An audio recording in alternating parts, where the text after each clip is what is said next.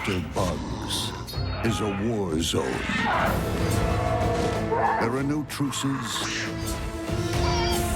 no ceasefires. Only the fittest survive. They literally run down their prey. And only the ruthless It can tear apart pretty much anything. live to eat another day.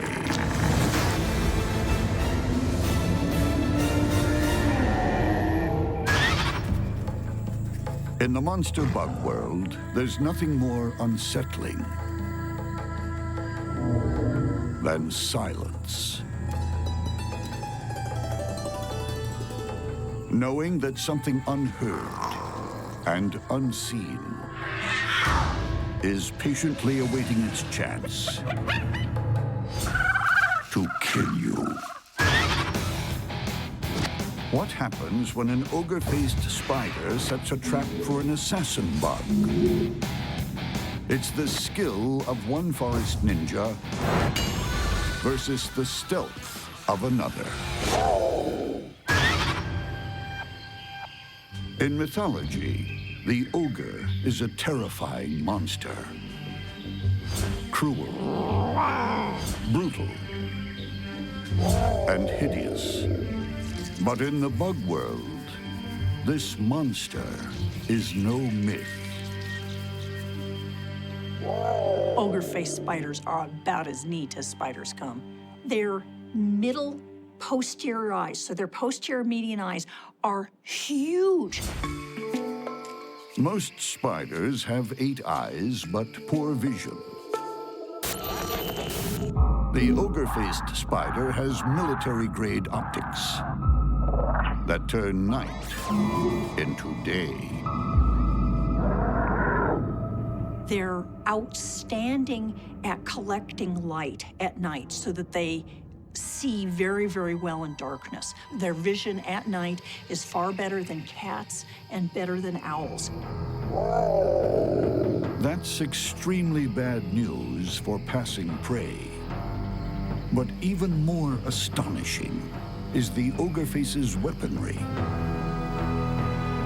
What these spiders do that is absolutely unique in the animal kingdom is they build a very, very specialized web. Hanging from a threadbare silk scaffold, the ogre-faced spider starts weaving a weapon. An expandable net that traps the unsuspecting in the blink of an eye.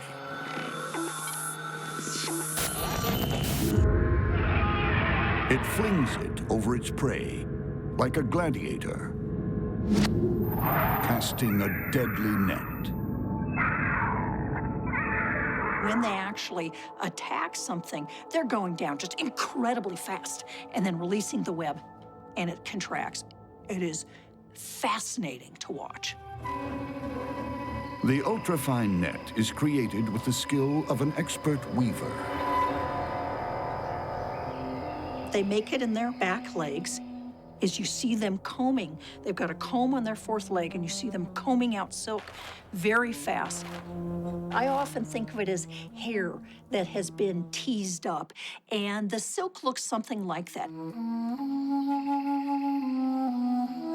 Holding the tightly woven net in its 4 front legs, the ogre-faced spider silently sets up a vigil for whatever flies by or passes below.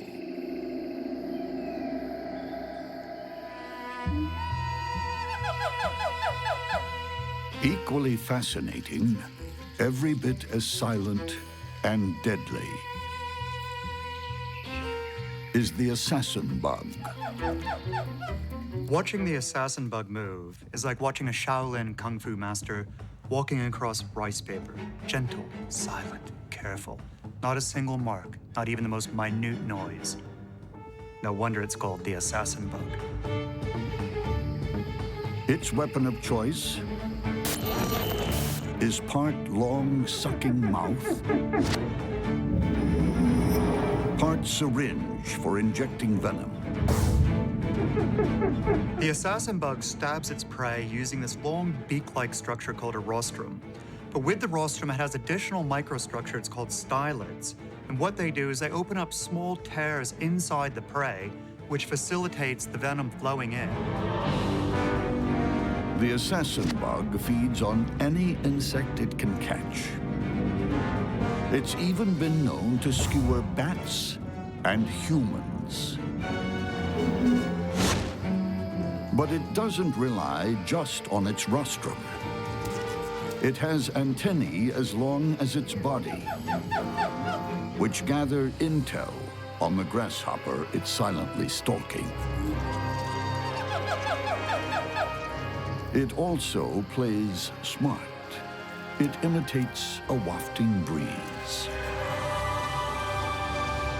The assassin bug is being very clever here. As it gets quite close to the prey, it makes its footsteps bouncy and irregular, creating the kind of normal environmental background noise produced by a breeze.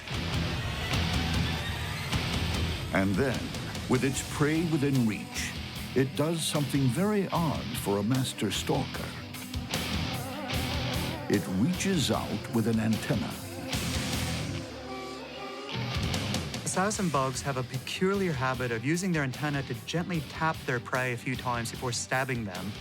It's a poorly understood phenomenon. We don't know if it's to confuse the prey or even somehow to hypnotize them, but this is what they do. Whatever the reason, it works. The prey doesn't suspect a thing. Then it struck.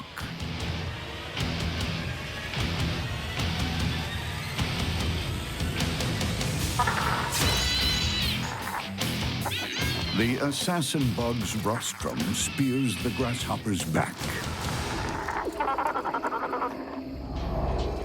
Deadly venom floods its body. The paralyzing action of the venom takes effect in 3 to 5 seconds. At this point in time, the limbs are unable to move. After about 15 seconds, it is completely paralyzed, even though it's still alive.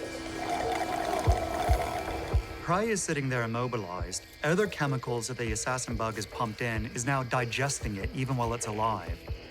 By the time the assassin bug is done, 40 to 60% will have been sucked out as a liquid lunch.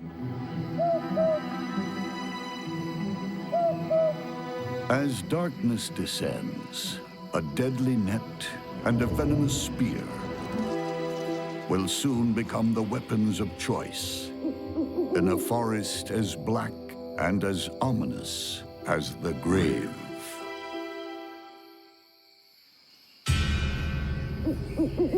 Two Bug World gladiators are about to do battle. One armed with a spear that pierces flesh with ease,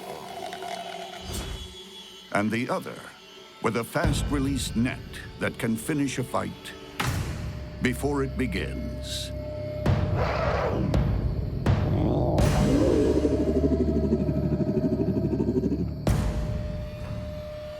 As the spider hovers, the assassin bug closes in, moving ever so slowly, from leaf to branch.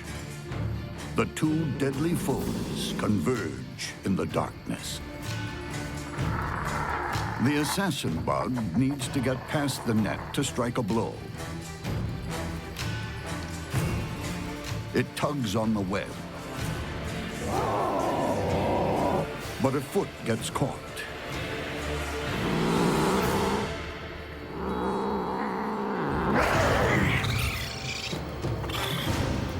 In one swift movement, the Ogre-Faced flings down the net and scoops its victim into a treacherous tangle of silk.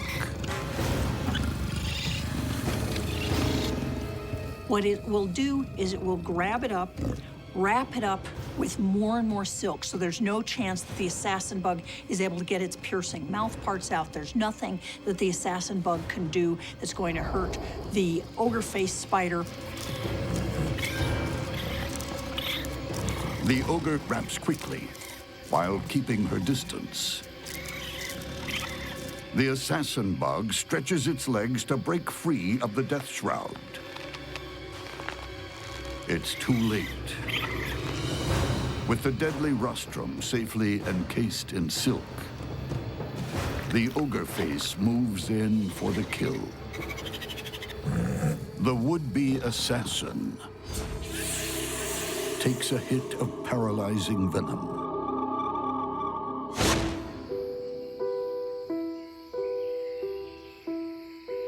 Death is seconds away. But the Ogre-Faced spider ignores the formalities. It's already feeding on the body fluids of the vanquished.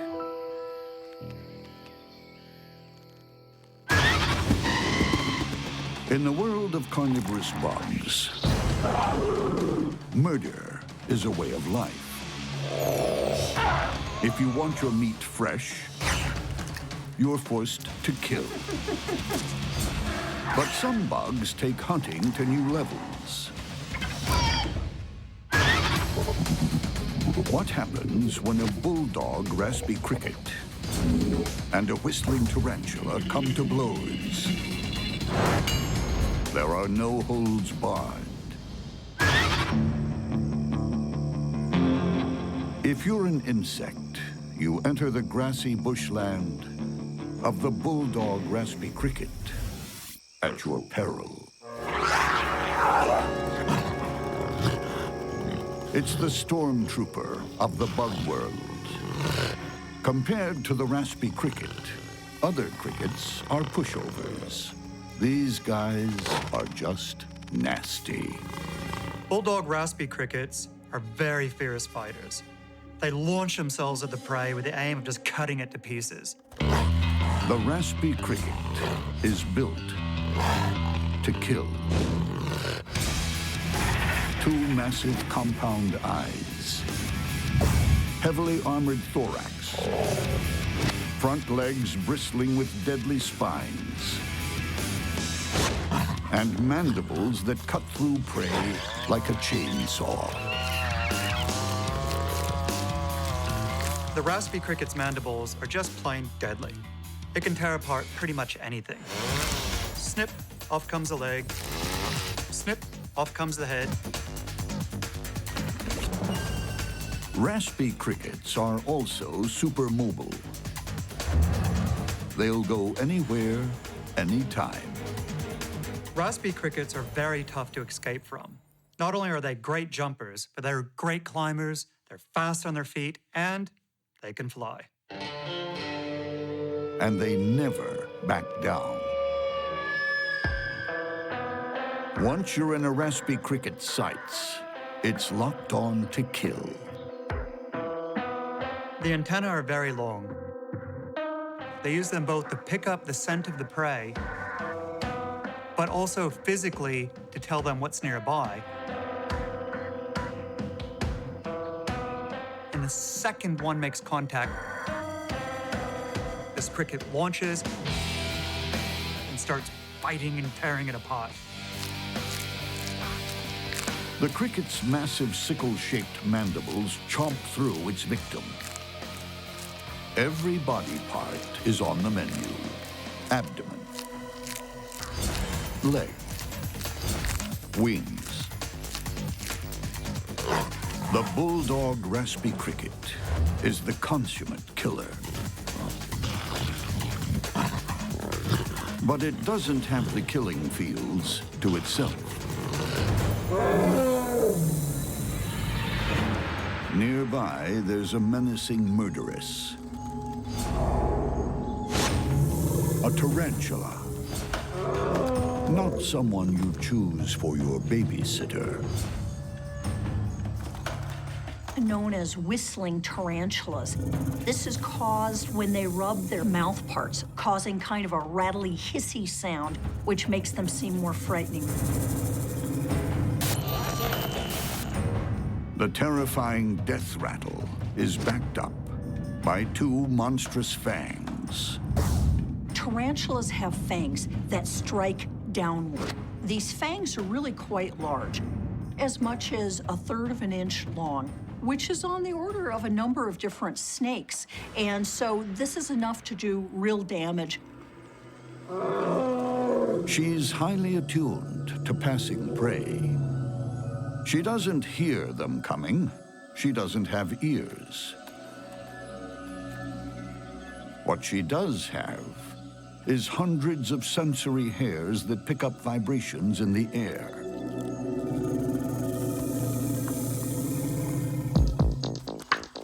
And the whistling tarantula has another early warning system. She lays a thick bandage-like alarm bell with 2 huge spinnerets that act like web-weaving fingers, creating an elaborate first line of defense. She waits at the entrance of the burrow. And one of the advantages of silk coming out from the burrow is that it helps provide sensory information or vibratory information as prey walks by and touches the silk.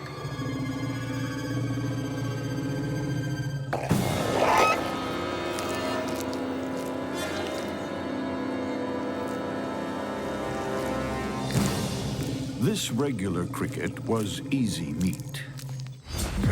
But what happens when the whistling tarantula faces a much nastier Bulldog Raspy Cricket?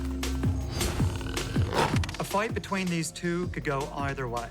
I think the Raspy Cricket will try to use brute force to overpower the tarantula and get in a damaging bite before the tarantula can sink its fangs in and deliver the venom. Some in the bug world don't kill to live.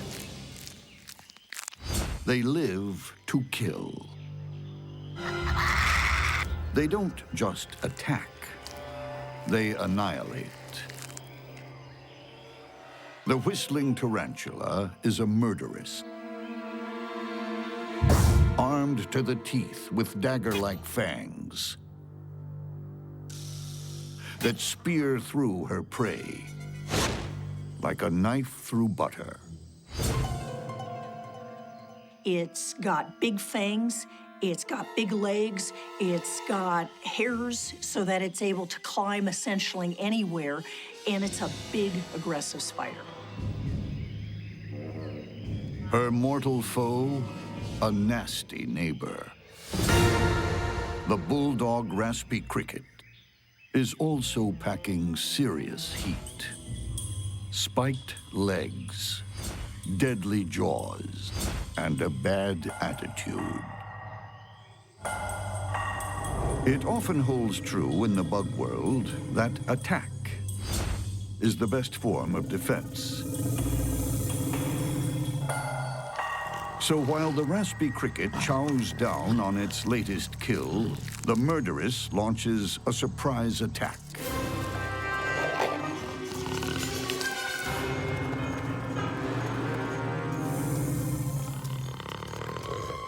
The cricket lashes out with its spiked legs. The tarantula retreats, with good reason. She's missing a leg. She heads for home to lick her wounds and mend her web. She'll go into the burrow and then cover up the entrance of the burrow and seal it up. So essentially predators aren't able to get in while she's in the burrow and while she's relatively incapacitated. But the Bulldog Raspy Cricket has developed a taste for spider drumsticks. It's stalked its injured victim to her home. But she's down, not out.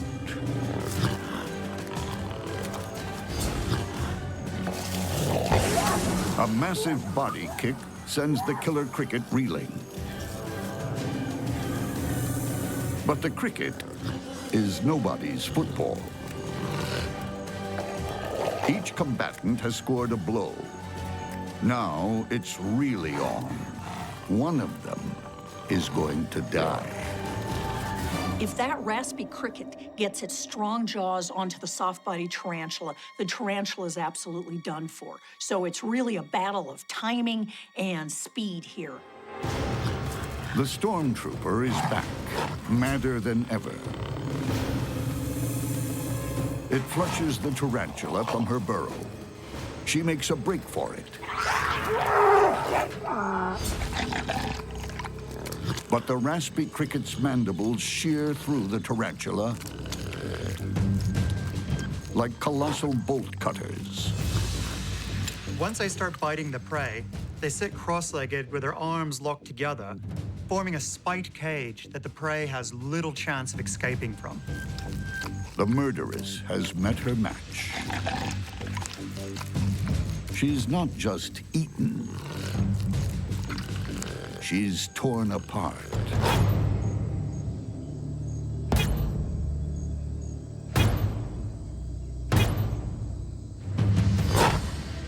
Few creatures leave such a bloody battleground. The monster bug world is full of natural athletes. Some are gymnasts, others base jumpers. Then there are kickboxers and trapeze artists. But the gold medal winners are those who execute the snatch and bite. When a house centipede and a swift tree mantid meet to compete, the loser will become the winner's trophy.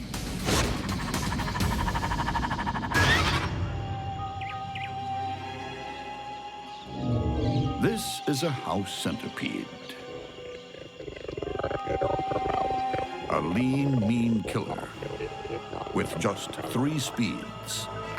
Stopped, fast, and faster. With 30 legs to propel itself, it's the bug equivalent of an Olympic track and field team rolled into one. The front legs are relatively short, the hind legs are relatively long, so the legs don't trip over one another as they're running this fast. When the house centipede feels the need for speed, it covers up to 16.5 inches of ground every second. That's like a human sprinting at 42 miles per hour.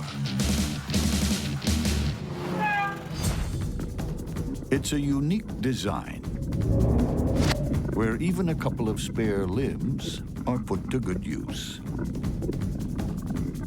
The centipede has venom claws. These are evolutionarily modified front legs that are sickle-shaped organs that are extremely flexible and are able to inject venom into the prey, plus help tear it apart.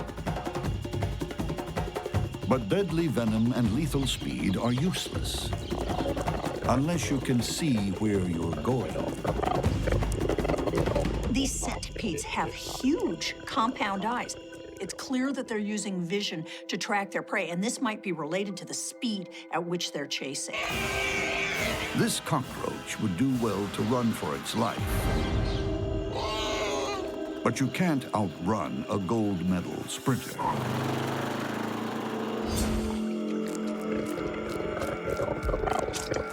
House centipedes are incredibly voracious predators.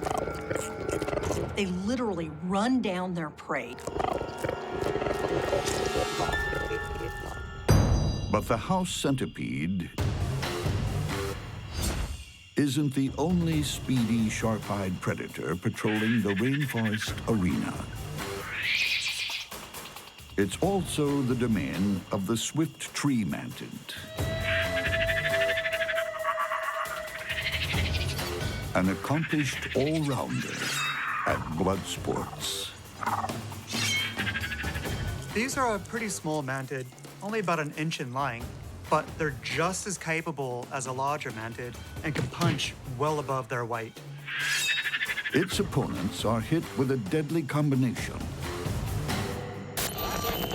powerhouse limbs, mean mouth parts, deadly spikes. The swift tree mantid is like the leopard of the bug world. It's really well camouflaged, it's fast, and it tears its prey apart with savage bites. Thanks to its huge compound eyes, it also has superb vision. The swift tree mantid has enormous eyes and incredible visual acuity. That's particularly important where both predator and prey are relying on camouflage. If it can pick a prey just standing out a little bit, or a tiny shadow where there shouldn't be a shadow, or a little flicker of movement, that can be enough to give the game away. The mantid is no slouch at concealing itself either. It's a medal winner when it comes to hide and seek. Evolution has resulted in the swift trees having perfect camouflage. Imagine it's like a special forces soldier having a camo suit that allows them to match perfectly the bark that they're on. So just by standing still, they disappear. And if their camouflage ever lets them down, they're super fast out of the starting blocks. With all the confidence in the world, they leave just about any predator in their wake. The swift tree mantid is extremely alert and bold.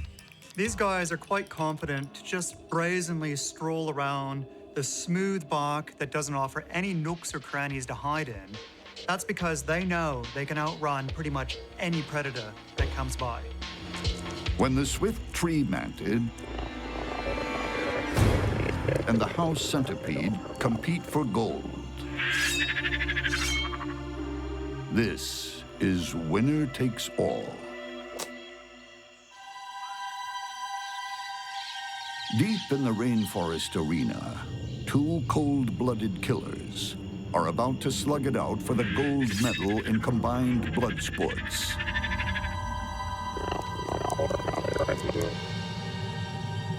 The swift tree mantid might be small, but it's not intimidated.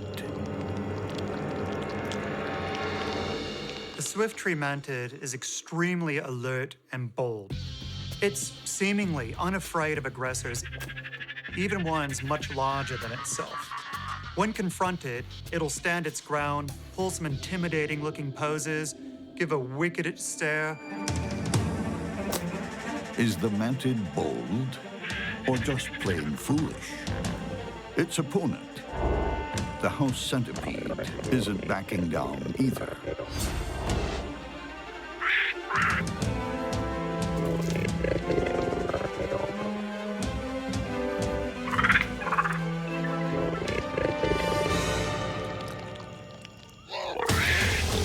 The mantis strikes first. It catches the centipede off guard. But the bigger centipede counters and stabs the mantid with its venom claws.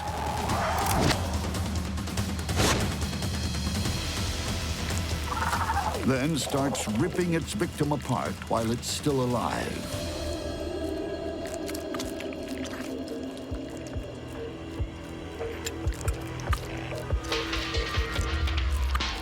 The mantid's insides get sucked up like a sports drink.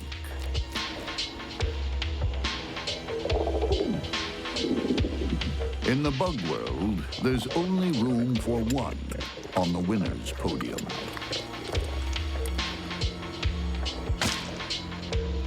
There are no silver medals.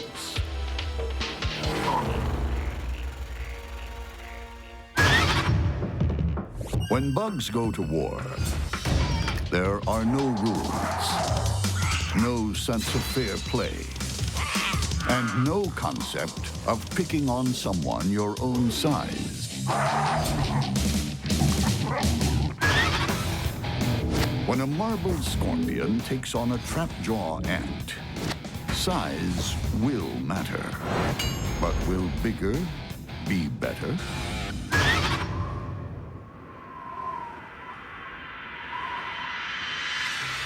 This ancient rainforest is home to one of the bug world's most durable survivors, the marbled scorpion. Its weapons might be primitive, but they've been tested by time. Scorpions have chased down their prey for more than 300 million years. They're really evolutionary survivors in that they are effective predators that know how to get the job done. The scorpion's tools of the trade are an ostentatious display of murderous intent.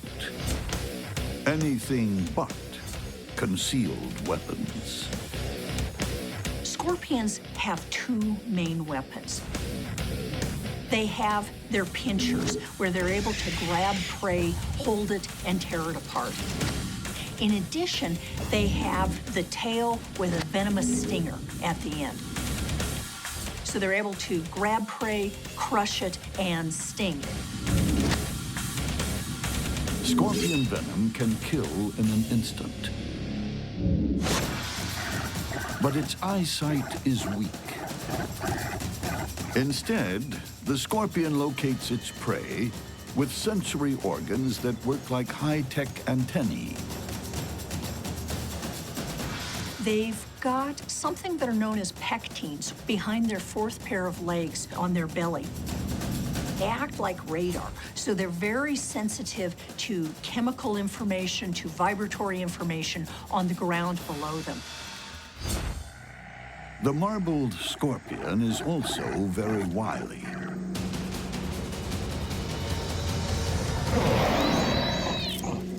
This cockroach had no idea it was about to become lunch. Grabbed and stung, it's carried away to be ripped apart and devoured. Like spiders, scorpions prefer their food runny. Draining the liquefied flesh of this cockroach is like sipping a meat martini. When a marbled scorpion goes hunting in the rainforest, most small creatures give it a wide berth. But not all are so easily intimidated. Much smaller in stature and just as determined is the trap-jaw ant. And like the scorpion, it comes armed with two fearsome weapons. One at the front, one at the back. The trapjaw's sting is very potent, and because they can use it over and over again, they can come in for a first strike, back off, and then just wait for the venom to start to take effect, and then come in for another series of stings to finish the prey off. But the front end is also loaded with a hard-hitting weapon. The trapjaw mandibles open a full 180 degrees, much like a crossbow, and then it's set, all that force waiting. The minute something touches one of the delicate sensory hairs on the inside, snap shut with incredible force. The peak force is equal to 300 times the ant's body weight, and the speed is astonishing.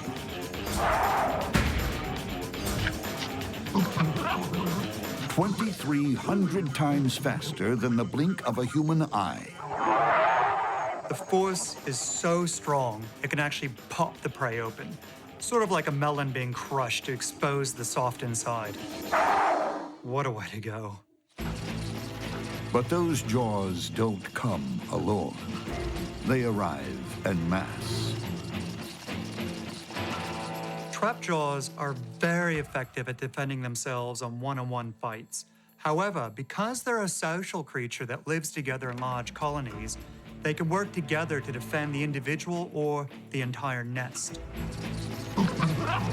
Trapjaw ants aren't afraid of a battle. Neither is the marbled scorpion. And it won't be long before their combat skills are put to the test. As darkness creeps over the rainforest, the marbled scorpion goes looking for food. Also out scouting for a meal, a trapjaw ant. Both the trapjaw ant and the marbled scorpion have a sting at the rear and some serious scissors up front. When the trapjaw mandibles snap shut, that popping noise we hear is actually a shock wave that's so strong it's like an air gun going off, and it can actually stun the prey. But getting close enough to a scorpion for that is dangerous. Its long arms knock aggressors down like bowling pins. And there are those pincers to confront. Long and strong, they're a deadly weapon, especially when the scorpion's foes are small. Although the marbled scorpions don't have particularly large palps, they are really suited for grabbing ants. They're able to grab little things quite effectively and crush it. The ant forages, unaware of the scorpion camouflaged on a rock. Eventually, it sees it. And the ant has only one response: attack. The scorpion leads with its left, but can't score a hit. The ant counters with sharp jabs from its jaws, like a stun gun. Each blow sends shock waves through the scorpion's body. It's hurting badly. While the scorpion has weapons on both ends, so does the trapjaw. But what it really wants to avoid is that scorpion stinger. So its best strategy is going to be get in a quick first sting, back off, wait, and then once the venom kicks in, come back for a series of killer blows. The strategy is working. The scorpion is down, but not out.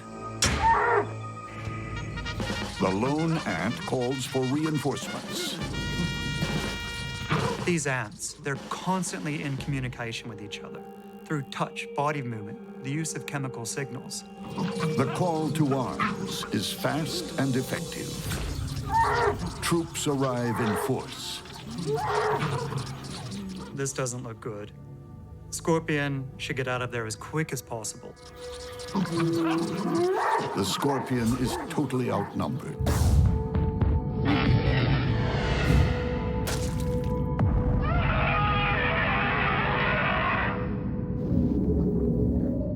Stingers plunge into its body, all over its limbs. Multiple stings send deadly venom coursing throughout the hapless scorpion's body cavity.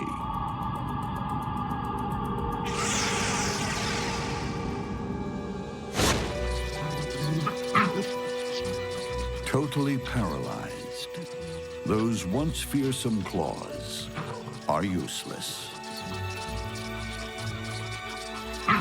The marbled scorpion is destined for a marble mausoleum. A scorpion known for its venom is being taken down by an ant that isn't known for its sting, but is absolutely known for its jaws. It's the ultimate in dignity. A rainforest supremo is dragged from its rocky pedestal to be cut apart and fed to ant larvae.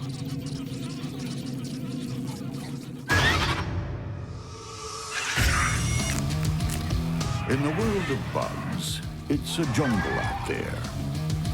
And there's only one law in this jungle. It's eat or be eaten. When two bizarre spiders go into battle, It'll be a bug fight with a difference. One jumps, the other spits. For all its benign natural beauty,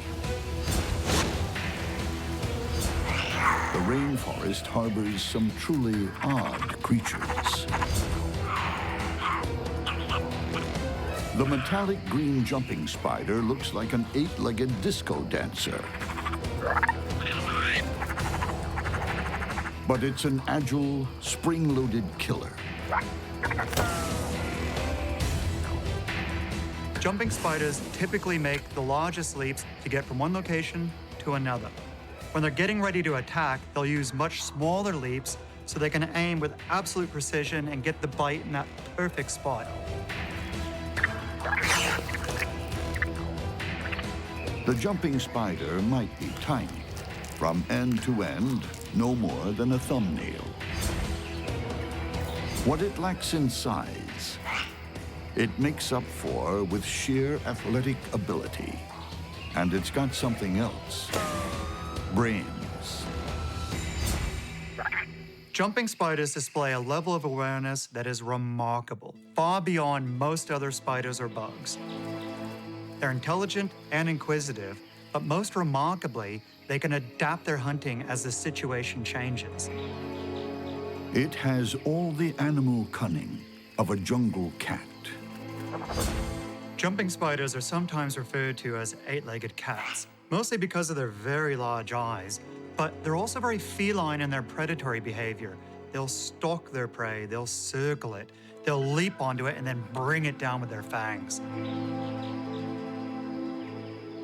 In the human world, stalking is a crime.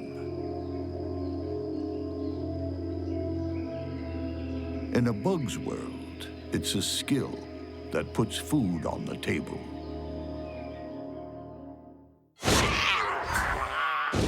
But the jumping spider isn't the only clever predator in this jungle. There's a serious rival, the only creature on planet Earth that spits deadly silk from its fangs. The spitting spiders are generally pretty small, shy spiders. They've got 6 eyes, which is relatively unusual. And they've got an absolute unique weapon, and that's the ability to spit silk. They rear up, they start vibrating their fangs, and then ejecting silk out of their fangs. It's really sticky. It contracts and effectively just pins an insect or another spider down to the ground. Most spiders have silk glands in their abdomens, but the spitting spider comes with reinforcements. 2 extra glands in its oversized head. The spitting spiders have modified their venom gland. The front of the venom gland produces venom the same way in other spiders, but the back end is modified so that it's producing a combination of glue and silk. The deadly concoction is about to be unleashed on this unsuspecting cockroach. So fast, the human eye can barely see it. The sticky silk shoots out and pins the cockroach to the bark. It'll come in and sting the prey very rapidly and then back off and wait until the venom actually works on the roach. A cockroach isn't much of a foe. For a spitting spider, it's just food. But it's a different matter when the food can fight back. While the jumping spider might look like it's missed its calling as a disco dancer, this is not a wimp. If it can get into a position to attack the spitting spider, it will. The spitting spider, it depends on if the jumping spider is in the right range and it's able to respond rapidly enough and pin that jumping spider down. In a bug world jungle, two pocket-sized predators are on the prowl. One, an expert stalker, able to launch itself at an enemy like a jungle cat. The other, armed with an assault weapon straight from science fiction. Fangs that spit deadly silk with pinpoint accuracy.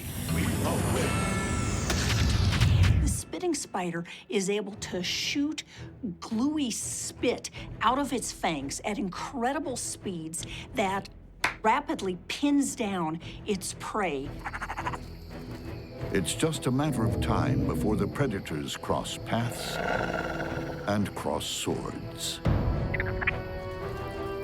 Like a leopard, the jumping spider has stalked its victim, silently, relentlessly.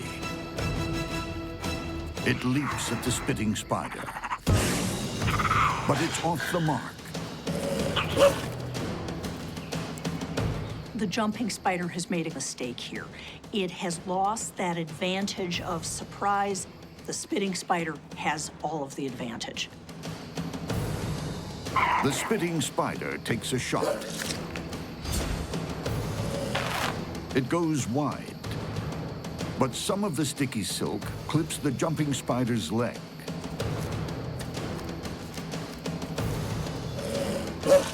And the spitting spider fires off another round. Only in slow motion can the airborne mass of sticky silk be seen. As the jumping spider is glued flat in the fork of a branch, the spitting spider comes in to administer the kill shot. This just shows how important it is to get it right the first time. If you don't, there's a really good chance you won't be around to fight another day. The jumping spider will never jump again, as its insides are sucked out. All that remains is the solitary reminder to look before you leap. On the bug battlefield, there are no soft options. Camouflage is no defense against brute force. Fearsome looks don't faze seasoned killers. Awesome weaponry is worthless when you can't land a strike. And a lone fighter has no answer for an overwhelming force. On the monster bug battlefield, the only decider is death.